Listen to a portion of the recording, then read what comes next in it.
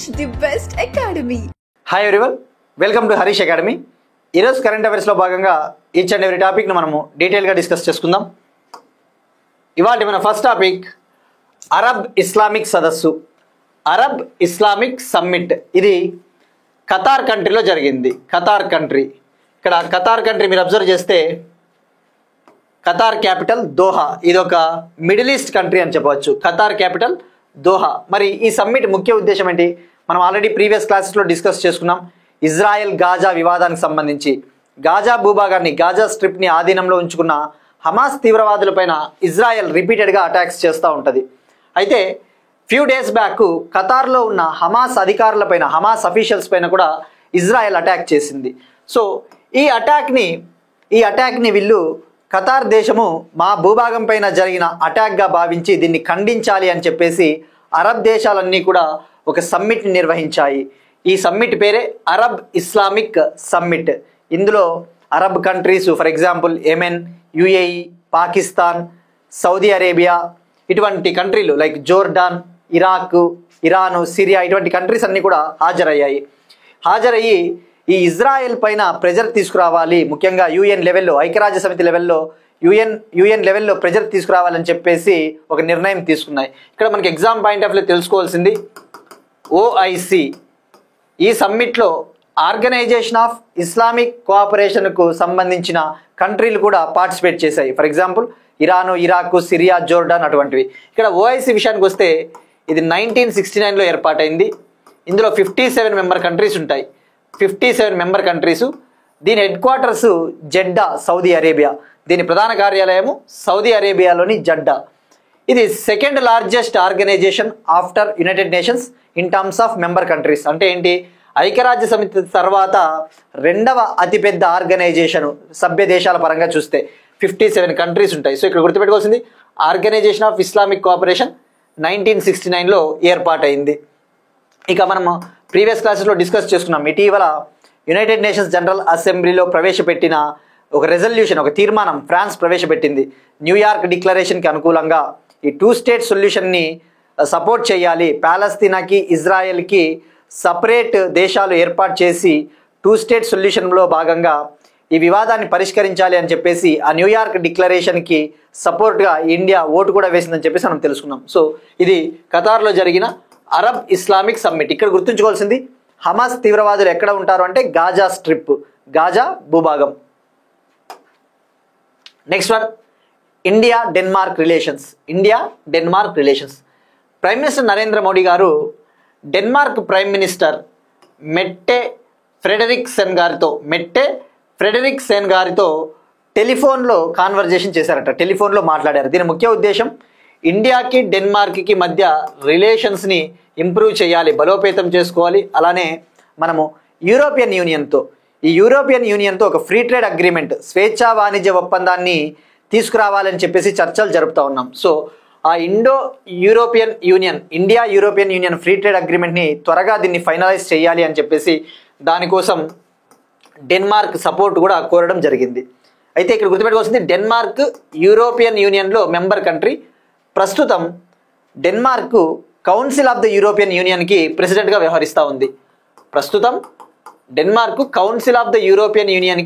ప్రెసిడెంట్గా వ్యవహరిస్తూ ఉంది.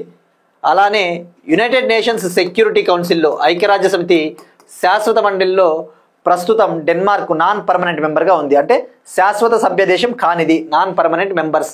ఈ నాన్ పర్మనెంట్ మెంబర్స్ 10 ఉంటాయని చెప్పేసి తెలుసుకున్నాం. యుఎన్ఎస్సిలో 10 నాన్ పర్మనెంట్ మెంబర్స్ ఉంటాయి. అవి 2 ఏళ్ల పదవీ కాలానికి గాను నియమింపబడతాయి. సో ఇక్కడ గుర్తుపెట్టుకోవాల్సింది డెన్మార్క్ అన్న డానిష్ అన్న ఒకటే. Danish prime minister Mette Frederiksen. ఇక డెన్మార్క్ క్యాపిటల్ విషయానికి వస్తే కోపెన్హాగన్. ఇది ఒక యూరోపియన్ కంట్రీ. ఇక ఇండియాకి డెన్మార్క్కి రిలేషన్స్ అబ్జర్వ్ చేస్తే ఇండియాకి డెన్మార్క్కి గ్రీన్ స్ట్రాటజిక్ పార్ట్నర్షిప్ అనేది ఒకటి ఉంది. గ్రీన్ స్ట్రాటజిక్ పార్ట్నర్షిప్ అంటే హరిత వ్యూహాత్మక ఒప్పందం. దీని ముఖ్య ఉద్దేశం Paris agreement, Paris deal, sustainable development, ఈ సుస్థిర అభివృద్ధి లక్ష్యాలని సాధించాలి, పర్యావరణానికి అనుకూలంగా మనము యాక్షన్స్ తీసుకోవాలి, ఎన్విరాన్మెంటల్ ఫ్రెండ్లీ, ఈ ఎన్విరాన్మెంట్ని కాపాడేలాగా చర్యలు తీసుకోవాలని చెప్పేసి 2020లో ఇండియాకి డెన్మార్క్కి మధ్య గ్రీన్ స్ట్రాటజిక్ పార్ట్నర్షిప్ ఒప్పందం కుదిరింది. ఆ విషయం గుర్తుపెట్టుకోండి. ఈ గ్రీన్ స్ట్రాటజిక్ పార్ట్నర్షిప్ని ఇంకా ముందుకు తీసుకెళ్ళాలి, సస్టైనబుల్ డెవలప్మెంట్ గోల్స్ సాధించే దిశగా మనం అడుగులు వేయాలి అని చెప్పేసి వీళ్ళిద్దరి కాన్వర్జేషన్లో, వీళ్ళిద్దరి చర్చలో ఆ విషయాలను చర్చించుకోవడం జరిగింది. Next one, state specific current affairs. Andhra Pradesh current affairs.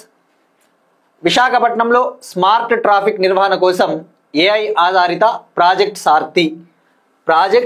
Sarathi ఇది artificial intelligence based traffic management system. మనం చూస్తూ ఉంటాం ఆల్రెడీ సిటీస్లో ట్రాఫిక్ రద్దీ పెరిగిపోతూ ఉంది, ట్రాఫిక్ హెవీ అయిపోతూ ఉంది.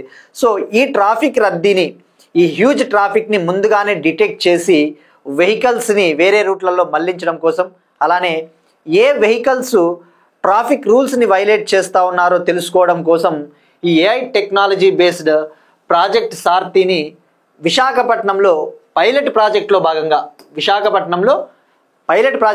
దీన్ని అమలు చేయడం జరిగింది.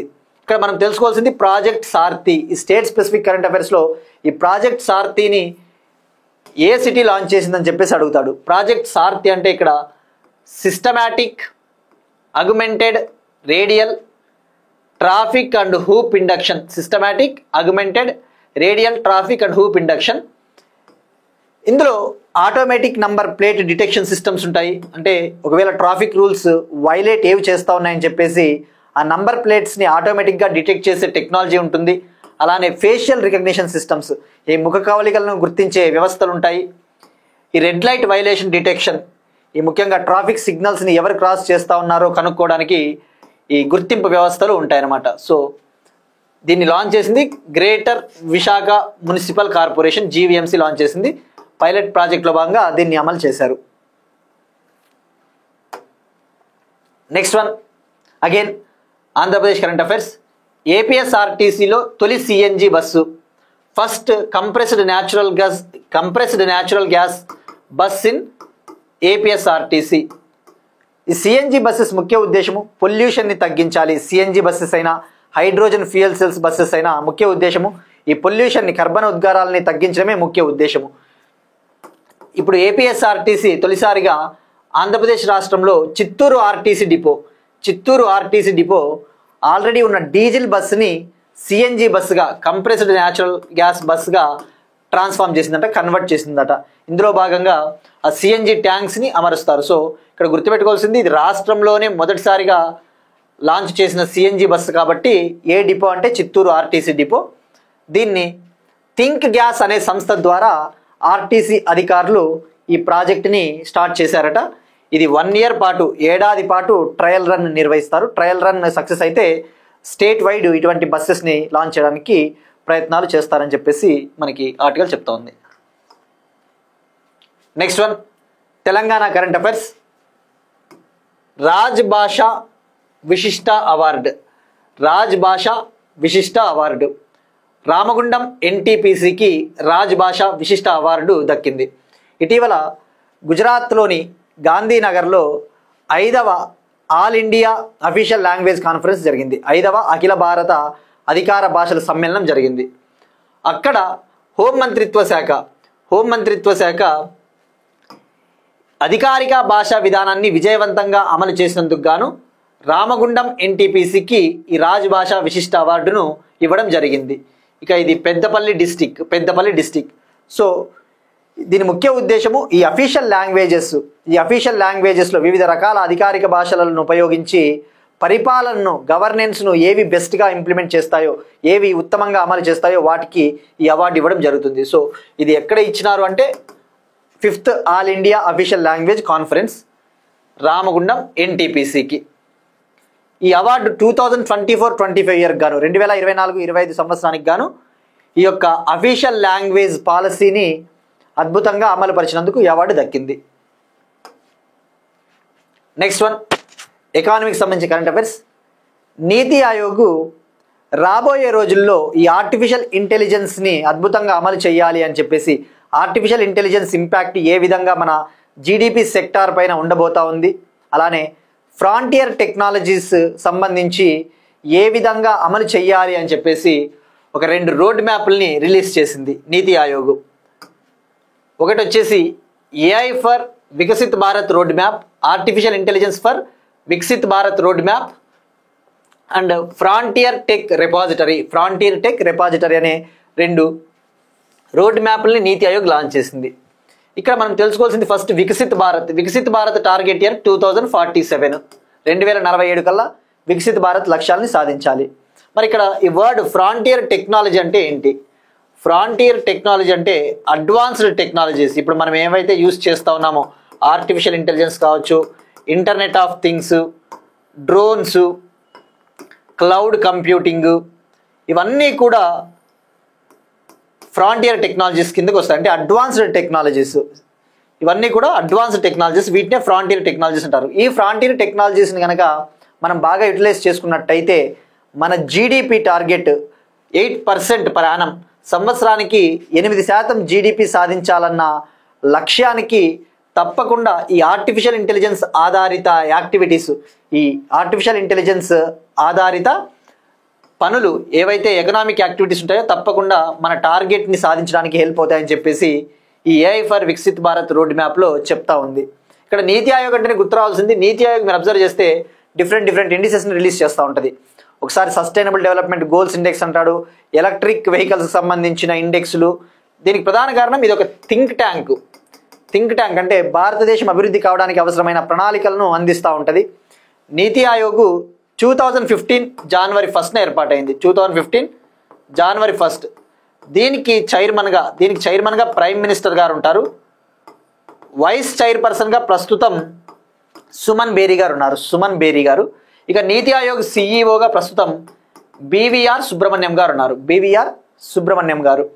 ఇక మరొక రిపోర్ట్ వచ్చేసి ఫ్రాంటియర్ టెక్ రెపాజిటరీ. ఇందులో భాగంగా ఫ్రాంటియర్ 50 ఇనిషియేటివ్ అనే దాన్ని లాంచ్ చేసింది. ఫ్రాంటియర్ 50 ఇనిషియేటివ్ అంటే ఈ ఫ్రాంటియర్ టెక్నాలజీస్ అయిన artificial intelligence, robotics, internet of things, ఇటువంటి వాటిని 50 ఆస్పిరేషనల్ బ్లాక్స్లు లేదా 50 ఆస్పిరేషనల్ డిస్ట్రిక్ట్లో అమలు చేయాలి అని చెప్పేసి చెప్తా ఉంది ఈ రిపోర్టు. మనం ఆస్పిరేషనల్ డిస్ట్రిక్ట్స్ ప్రోగ్రామ్ గురించి డిస్కస్ చేసుకున్నాం. ఆకాంక్షాత్మక జిల్లాల ప్రోగ్రామ్, ఇది నీతి ఆయోగ్ లాంచ్ చేసిన ఒక ప్రోగ్రాము.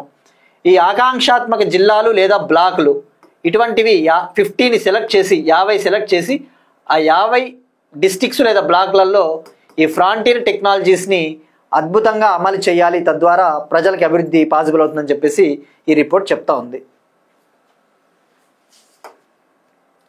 నెక్స్ట్ వన్, డిఫెన్స్కి సంబంధించి INS Androth, Indian naval ship INS Androth. ఇది స్వదేశీయంగా తయారు చేయబడిన ఒక షాలో వాటర్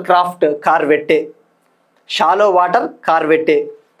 ఇది indigenous anti submarine warfare shallow water craft, అంటే స్వదేశీయంగా తయారు చేయబడిన ఒక సబ్మెరైన్ వాటర్ క్రాఫ్ట్ అని చెప్పవచ్చు. సో ఇక్కడ గుర్తుపెట్టుకోవాల్సింది anti submarine warfare shallow water craft అంటే ఏంటి అసలు? దీని ముఖ్య ఉద్దేశం, దీని మెయిన్ పర్పస్ షాలో వాటర్స్లో అంటే ఈ సముద్రాలలో ఈ లైక్ అండర్ సీలలో ఏమైనా సబ్మెరైన్ థ్రెట్స్ ఉన్నాయా, శత్రు దేశాలకు సంబంధించిన ఏమైనా ఈ సబ్మెరైన్ ముప్పులు ఏమైనా ఉన్నాయేమో అని చెప్పేసి వాటిని గుర్తించడం కోసం, డిటెక్ట్ చేయడం కోసము ఎప్పటికప్పుడు సర్చ్ అండ్ రెస్క్యూ ఆపరేషన్స్, నిఘా ఆపరేషన్లు, గస్తీ ఆపరేషన్లు, సర్వేలెన్స్ కార్యకలాపాలని, సర్వేలెన్స్ ఆపరేషన్స్ని ఈ ఐఎన్ఎస్ ఆండ్రోత్ ఎప్పటికప్పుడు నిర్వహిస్తూ ఉంటుంది. దీన్ని నేవీకి అప్పగించడం జరిగింది. నేవీకి వెస్ట్ బెంగాల్లోని కోల్కతాలో దీన్ని హ్యాండ్ ఓవర్ చేశారు. ఇక్కడ గుర్తుపెట్టుకోవాల్సింది, దీన్ని ఎవరు నిర్మించారు అంటే ఎక్కడ నిర్మించారు, ఇటువంటివి ఎన్ని ఉన్నాయి? Anti submarine warfare shallow water crafts ఇటువంటివి 8 ఉన్నాయి. అందులో ఇది రెండవది. గుర్తుపెట్టుకోండి, స్వదేశీయంగా దీన్ని డెవలప్ చేశారు. కోల్కతాలోని garden reach ship builders engineers limited company వద్ద దీన్ని కన్స్ట్రక్ట్ చేయడం జరిగింది. 8 ఉంటాయి. ఇక ఆల్రెడీ మనం మే 2025లో ఐఎన్ఎస్ అర్నాలా గురించి డిస్కస్ చేసుకున్నాం. ఐఎన్ఎస్ అర్నాలా, ఈ ఐఎన్ఎస్ అర్నాలా అనేది కూడా anti submarine warfare shallow water craft. దీన్ని కూడా GRSC, garden reach ship builders engineers limited సంస్థ నిర్మించింది. దీన్ని తమిళనాడులోని కట్టుపల్లి తమిళనాడులోని కట్టుపల్లి వద్ద ఉన్న ఎల్ఎన్టీ షిప్ యార్డ్ వద్ద దీన్ని నేవీకి అప్పగించడం జరిగింది.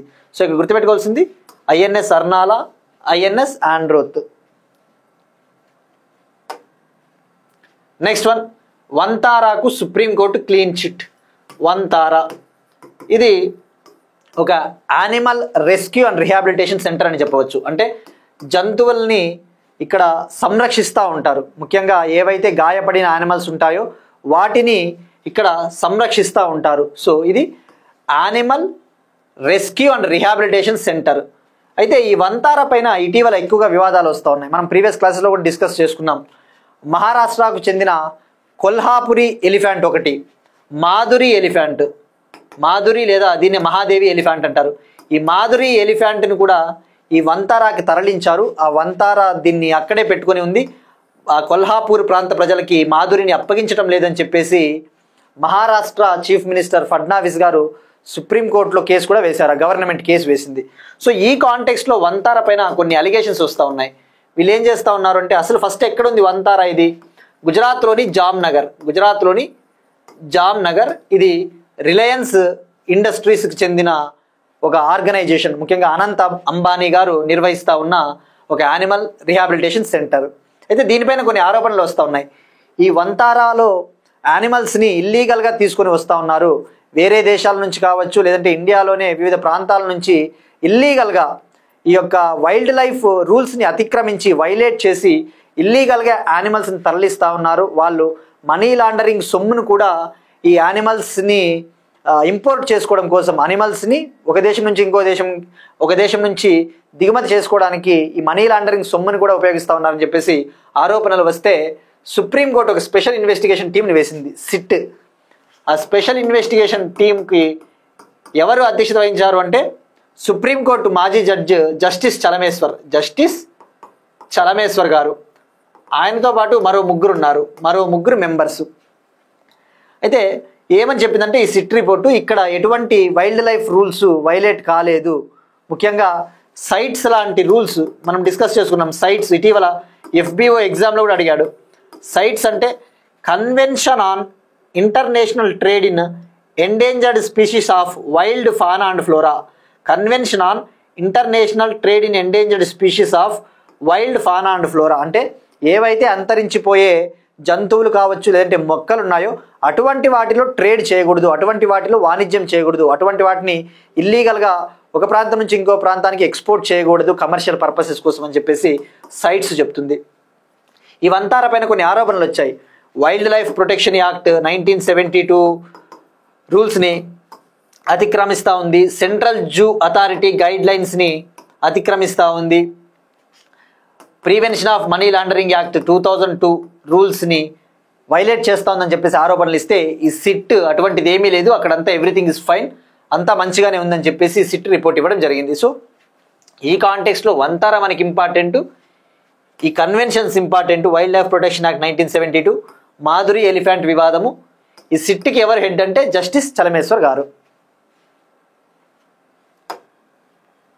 ఇప్పుడు ఒక క్వశ్చన్ చూద్దాం. ఇది ఇటీవల ఒక country Zircon hypersonic cruise missile launch చేసింది. ఆ కంట్రీ ఏది? Zircon hypersonic cruise missile launched by which country?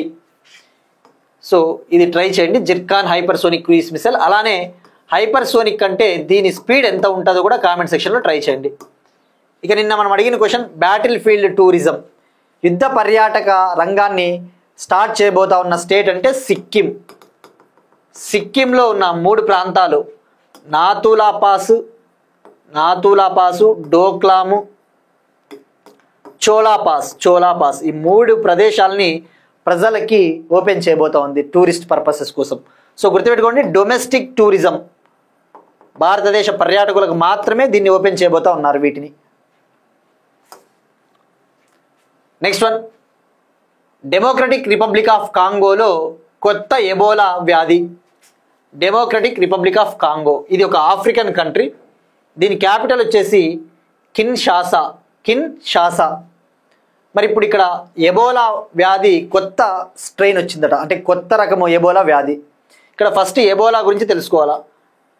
Ebola అనేది ఇది ఒక డెడ్లీ డిసీజ్ అని చెప్పవచ్చు. అంటే ఇది కనుక సకాలంలో గుర్తించకపోతే మరణం కూడా ఎక్కువగా ఉంటుంది. సో ఎబోలా సిమ్టమ్స్ ఎలా ఉంటాయంటే fever, headache, muscle pain, weakness ఇటువంటివి ఉంటాయి. అయితే ఎబోలా ఎప్పుడు ఫస్ట్ టైం వచ్చిందంటే 1976లో ఈ democratic republic of the Congo కంట్రీలో ఉన్న ఎబోలా నది పరిసర ప్రాంతాల్లో ఈ ఎబోలా వ్యాధిని గుర్తించారట. సో ఆ పేరు మీదనే ఈ వ్యాధి పేరు పెట్టడం జరిగింది.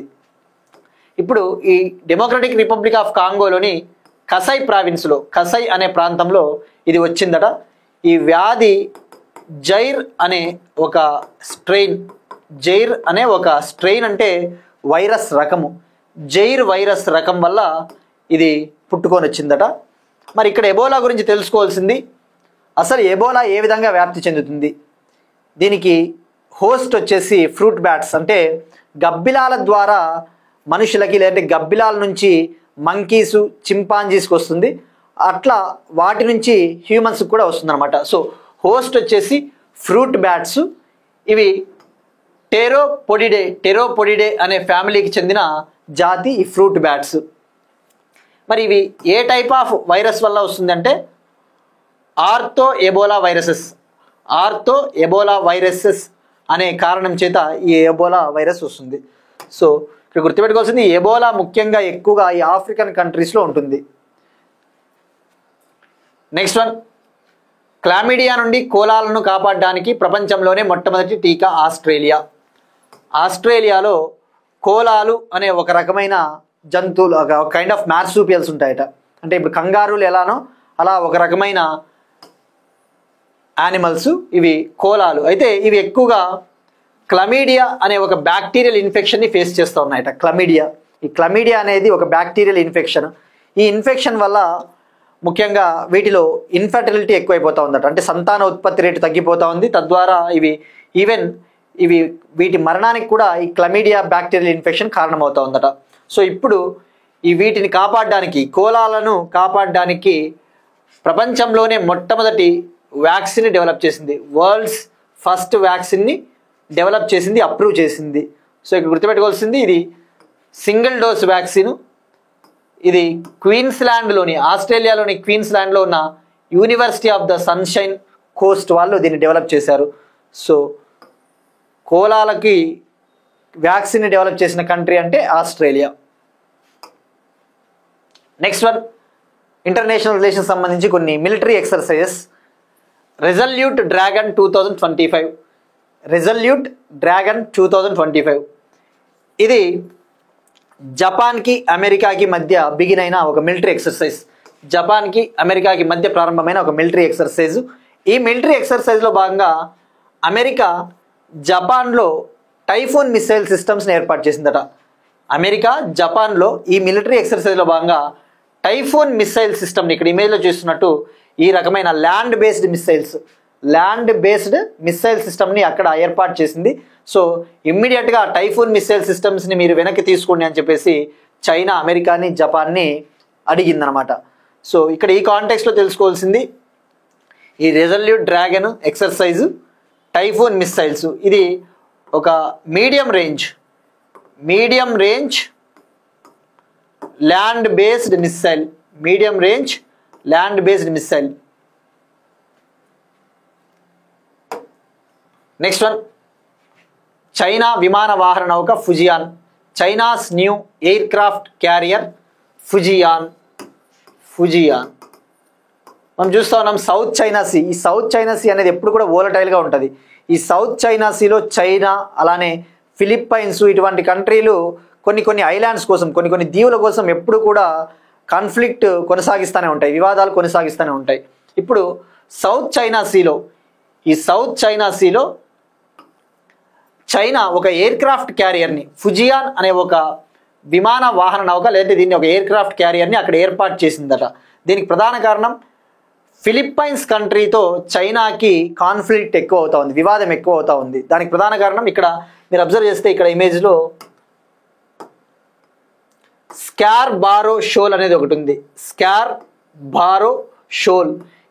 బారో షోల్ అనేది ఒక ఐలాండ్, ఇవి దీవులు, కొన్ని దీవులు. ఇక్కడ దీనికి వివాదం ప్రధాన కారణం ఏంటంటే ఇది పొటెన్షియల్ ఫిషింగ్ గ్రౌండ్, అంటే ఇక్కడ ఎక్కువగా చేపలు ఎక్కువగా ఉంటాయట, ఫిష్ స్టాక్ ఎక్కువగా ఉంటుంది. సో అందుకోసం ఈ దీవుల కోసం చైనా ఫిలిప్పైన్స్ ఎప్పుడు గొడవ పడుతూ ఉంటాయి. సో ఈ సౌత్ చైనా సీలో ఉంటుంది స్కార్బారో షోలు. ఇక్కడ మీరు అబ్జర్వ్ చేస్తే పారాసెల్ ఐలాండ్స్, స్ప్రాట్లీ ఐలాండ్స్ ఇవన్నీ కూడా సౌత్ చైనా సీలోనే ఉంటాయి. ఇప్పుడు ఈ ఫుజియాన్ని వీళ్ళు డిప్లాయ్ చేయడం వల్ల అక్కడ ఇంకా టెన్షన్స్ అనేవి పెరగడానికి ఛాన్సెస్ ఉంటాయి. సో ఇలా ఉంటుంది ఆ Fujian aircraft carrier, Fujian aircraft carrier. Next one, Sardar Bhai Patel గారి ఏఐ ఆధారిత హైపర్ రియలిస్టిక్ 3D అవతార్ని ప్రధానమంత్రి సంగ్రహాలయాలో ఏర్పాటు చేశారు. సర్దార్ భాయ్ వల్లభ్ పటేల్ గారి ఆర్టిఫిషియల్ ఇంటెలిజెన్స్ ఆధారిత హైపర్ రియలిస్టిక్ 3D అవతార్ని ప్రధానమంత్రి సంగ్రహాలయ మ్యూజియంలో దీన్ని ఏర్పాటు చేశారు. ఇవాళ September 17 Hyderabad liberation day, Hyderabad liberation day.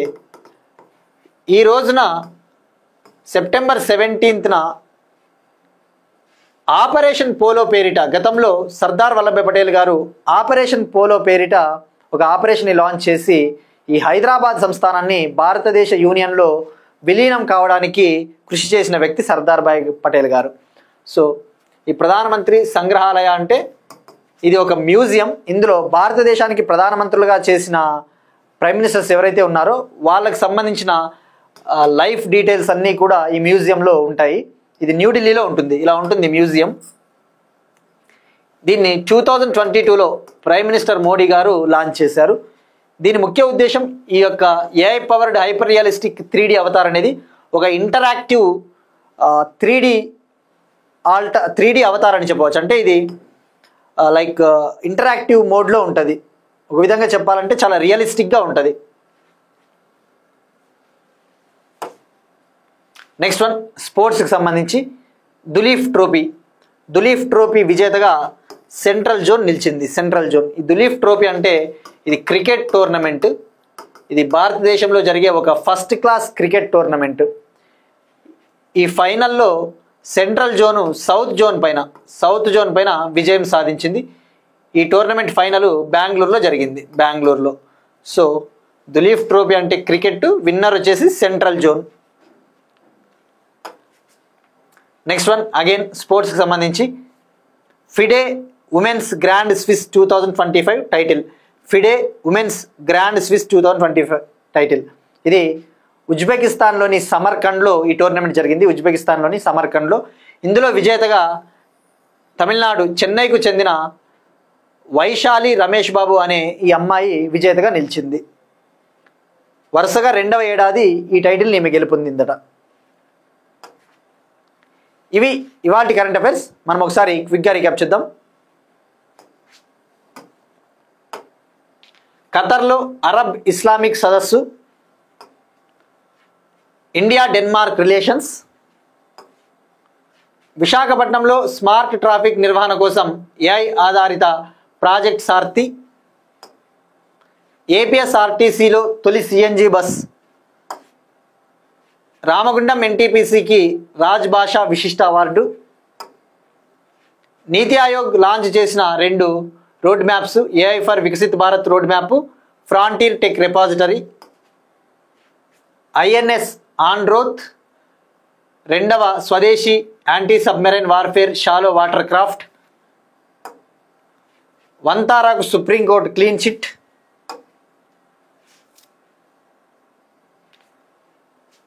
Democratic republic of కాంగోలో కొత్త ఎబోలా వ్యాధి, క్లమిడియా నుండి కోలాలను కాపాడడానికి ప్రపంచంలోనే మొట్టమొదటి టీకా Australia, resolute dragon military exercise USA Japan, typhoon missile system, China aircraft carrier Fujian, ప్రధానమంత్రి సంగ్రహాలయాలో ఆవిష్కరించబడిన సర్దార్ పటేల్ గారి AI powered hyper realistic 3D avatar, Duleep trophy winner 2025 central zone,